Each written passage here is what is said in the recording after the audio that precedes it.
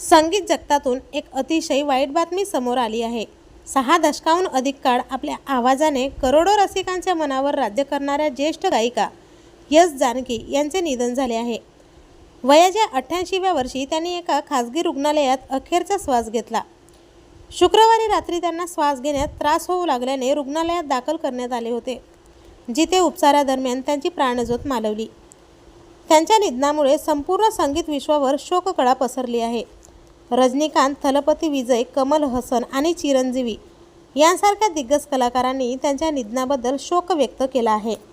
भारतीय संगीत क्षेत्रात त्यांचे नाव लता मंगेशकर, आशा भोसले आणि एम.एस. सुब्बलक्ष्मी यांच्यासारख्या दिग्गजांच्या पंक्तीत घेतले जाते। आपल्या कारकिर्दीत त्यांनी 20 पेक्षा जास्त भाषांमध्ये 48,000हून अधिक गाणी गायली। दाक्षिणात्य चित्रपटसृष्टीत त्यांना आदराने स्वर कोकिळा म्हटले जायचे।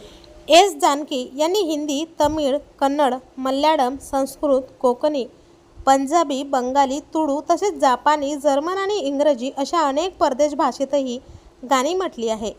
गायनातील योगदानासाठी त्यांना 4 राष्ट्रीय पुरस्कार मिळाले आहेत।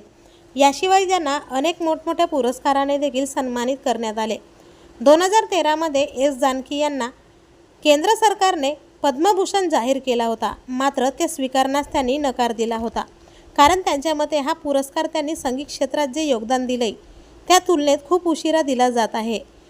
त्या भारतरत्न पुरस्काराच्या मानकरी आहेत असे त्यांनी म्हटले आहे, मात्र त्यांना दुर्दैवाने हा पुरस्कार मिळू शकला नाही।